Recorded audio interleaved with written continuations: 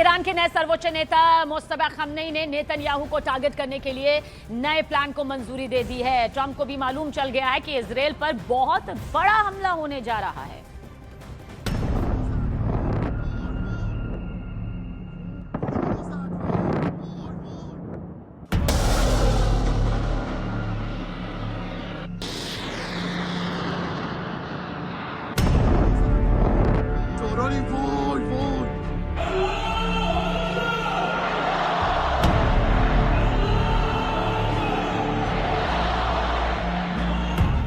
मार्च Iran में रात 12:37 और तभी हुआ नए सर्वोच्च नेता मुस्तफा खamenei के नाम का ऐलान। तभी ईरान की दूसरी घड़ी रात 2:30 ईरान ने लॉन्च कर दिया इजराइल पर सबसे बड़ा अटैक। 2 घंटे के अंदर ईरान दागने लगा सबसे खतरनाक मिसाइल।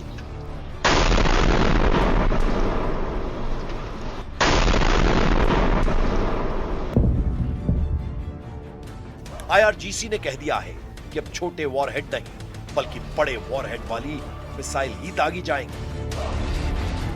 रिवॉल्यूशनरी गार्ड्स अब हर मिसाइल को 1000 किलो के वॉरहेड से लैस कर रही हैं। 1000 किलो का वॉरहेड यानी 1 टन का ऐसा बम जो जहां फटता है वहां हर चीज को धुएं और धूल में तब्दील कर देता है, जलाकर राख कर देता है। ईरान 1 टन के वॉरहेड के लिए 4 मिसाइलों का इस्तेमाल कर रहा है। पहली है खुर्रम शहर 4, दूसरी है ईमान, तीसरी है सेजल और चौथी है शाहाब 3। इन चारों मिसाइलों से अब ईरान लगातार इजराइल में सर्वनाश करने वाले अटैक कर रहा है।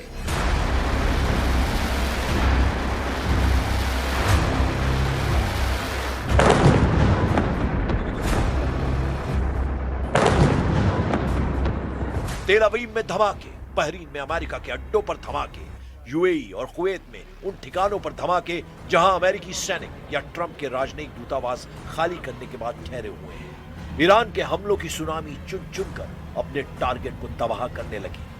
इन धमाकों और इन हमलों की रिपोर्ट व्हाइट हाउस पहुंची तो डोनाल्ड ट्रंप के पैरों तले जैसे जमीन खिसक गई, क्योंकि कच्चा तेल $100 का कांटा पार कर गया है। एक ही झटके में तेल के दाम 30% तक ऊपर पहुंच गए हैं। ट्रंप ने फौरन पुतिन को फोन लगाया। 1 घंटे तक बातचीत हुई। ईरान पर बात हुई, मुस्तफा खamenei पर बात हुई, तेल पर बात हुई। फिर डोनाल्ड ट्रंप ने जब प्रेस कॉन्फ्रेंस की तो बताया युद्ध पूरा होने वाला है, हम जल्दी ही इस जंग को खत्म करेंगे। ईरान की लीडरशिप और सेना को पूरी तरह खत्म कर दिया गया है। Thank you, Mr. President. On Iran, you called it an excursion. You said it would be over soon. Are you thinking this week it will be over? No, Are you talking but soon. about days? I think soon. Okay, and with respect Very soon. Look, everything they have is gone, including their leadership. In fact, there are 2 levels of leadership, and even actually, as it turns out, more than that. But 2 levels of leadership are gone. Most people have never even heard about the leaders that they're talking about. So. लेकिन Iran ने दिया Trump को counter झटका। Iran ने ऐलान कर दिया कि यह युद्ध अमेरिका और इजराइल ने शुरू किया था, लेकिन इस जंग को खत्म ईरान करेगा और इसके लिए ईरान की मिसाइल ब्रिगेड लगातार हमले कर रही है। پاسخ کلی دولت این هستش که ما که جنگ آغاز نکردیم ولی ما پایان دهنده اون خواهیم بود. एक तरफ तेल के दाम, दूसरी तरफ युद्ध का बढ़ता हुआ खर्च। अमेरिका इस वक्त अपनी आधी सेना ईरान को हराने के लिए झोंक चुका है, लेकिन तेल के खेल ने ईरान को वो ताकत दे दी है जिसकी वजह से अब वो न सिर्फ अमेरिका और इजराइल के युद्ध को कंट्रोल करने लगा है, बल्कि दुनिया में इसका कहां और क्या असर होगा इसका फैसला भी अब ईरान के हाथों में है। पुतिन ने भी कह दिया है कि दुनिया में तेल संकट शुरू हो चुका है। В прошлом году через Ормузский пролив прошло около трети мирового морского экспорта нефти, а это порядка 14 миллионов баррелей в сутки. Из них около 80% направлялись в страны Азиатско-Тихоокеанского региона. Сейчас этот маршрут фактически закрыт. Добыча нефти, которая завязана на использование пролива, рискует полностью остановиться уже в ближайший месяц.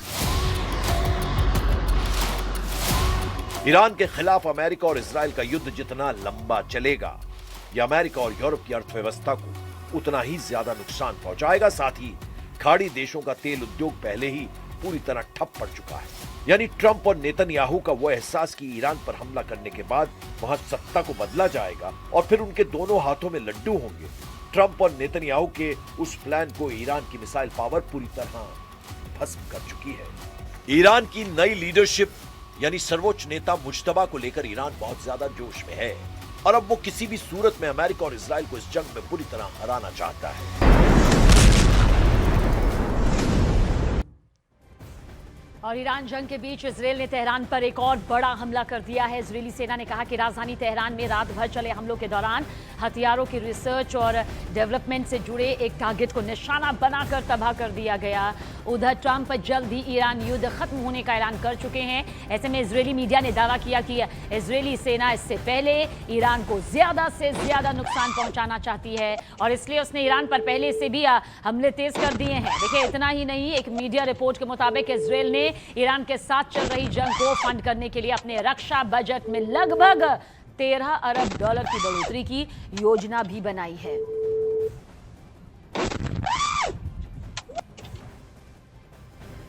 और ईरान जंग के बीच ब्रिटिश एयरवेज का बड़ा ऐलान सामने आया है। ब्रिटिश एयरवेज ने मिडल ईस्ट के देशों के लिए उड़ानें बंद कर दी हैं।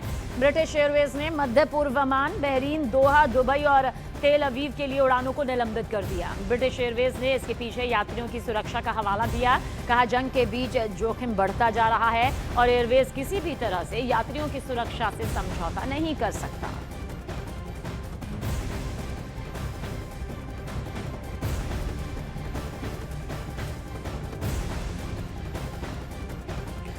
और इजराइल ने ईरान पर क्लस्टर बमों से हमलों के आरोप लगा दिए हैं। प्रधानमंत्री नेतन्याहू ने धमकी दी है कि ईरान के खिलाफ अब हड्डी तोड़ हमले किए जाएंगे। उधर प्रेसिडेंट ट्रंप ने तुर्की को ईरान के खिलाफ भड़का दिया है, तो वहीं ईरान ने तुर्की में मौजूद अमेरिका के आखिरी रडार स्टेशन को तबाह करने का भी ऐलान कर दिया है।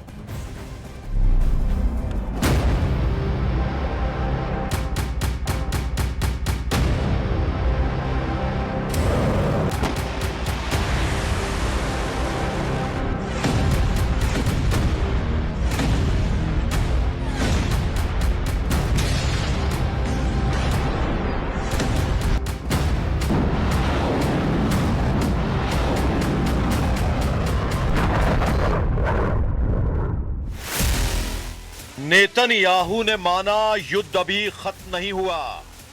ट्रंप ने माना ईरान से युद्ध लंबा चलेगा। सऊदी अरब गिड़गिड़ाया, बंद करो लड़ाई। ईरान की धमकी, सभी दुश्मनों करो सरेंडर।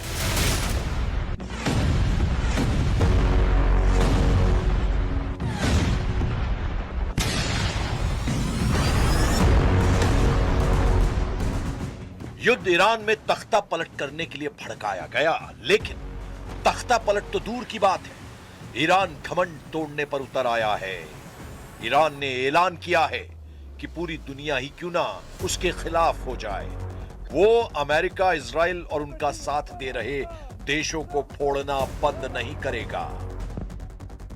हकीकत भी यही है कि ईरान को जहां मौका मिल रहा है, वो धमाकों से अपने बदले का एहसास करा रहा है। यह बहरीन में ईरान का तांडव है। यह इजराइल के हाइफा में ईरान की मिसाइलों की फायर पावर है। यह इराक के इरबिल में अमेरिकी सैन्य अड्डों पर ईरान का ढाया कहर है। यह तुर्की में अमेरिकी सैन्य अड्डों पर ईरान का धमाका है। ईरान ने साफ कर दिया है कि समझौते की कोई गुंजाइश नहीं है। खून का बदला खून से लिया जाएगा। सुप्रीम लीडर अली खामनेई की मौत का हिसाब सुपर पावर को देना ही होगा। ईरान की तरफ से कहा गया कि उस पर समझौते का दबाव बनाया जा रहा है। ट्रंप ने कई देशों को इस मिशन में लगा रखा है, लेकिन समझौते का कोई सवाल नहीं। و کشورهای دیگر، کشورهای اسلامی و غیر اسلامی، اینها برخیاشون بله در واقع تمایل دارن که بیان کاری انجام بدن که این جنگ متوقف بشه و یا آتشبسی برقرار بشه. ईरान को यकीन हो चुका है कि वो जंग में बढ़त बना चुका है, क्योंकि अमेरिका जिन हथियारों का हवा बना रहा है वो धुआं धुआं हो चुके हैं। ईरान ने दावा किया है कि उसके मिसाइल हमलों में खाड़ी देशों में अमेरिका का सैन्य ढांचा ढह गया है। ईरान ने इलाके में अमेरिका के 10 बेहद आधुनिक रडार सिस्टम और महंगे ड्रोन हवाई रक्षा सिस्टम तबाह कर डाले हैं। कतर, यूएई, बहरीन, सऊदी अरब जैसे देशों पर हमलों की वजह यही रही है। ईरान पहले दिन से क्लियर माइंडसेट से युद्ध में उतरा है। अमेरिकी सेनाओं की आंख कहे जाने वाले रडार सिस्टम को फोड़ने के बाद ईरान युद्ध का नतीजा पलट सकता है। लेकिन अभी ईरान को सबसे जरूरी और मुश्किल मिशन कंप्लीट करना है। ईरान के करीब अब सिर्फ तुर्की में ट्रंप का रडार सही सलामत है, इसीलिए ईरान ने तुर्की की तरफ मिसाइलों का रुख कर रखा है। तुर्की के मालात्या स्टेट में अमेरिका का कुरेशिक रडार स्टेशन है। यूएस आर्मी का ANTPY-2 रडार सिस्टम यहां लगा हुआ है, जो high resolution ballistic missile tracking radar है। यहीं पर थाड यानी terminal high altitude area defence के साथ नेटो की बैलिस्टिक मिसाइल डिफेंस की सिक्योरिटी लेयर है। 2012 से ऑपरेट हो रहे इस स्टेशन से हजारों किलोमीटर दूर फायर की गई मिसाइलों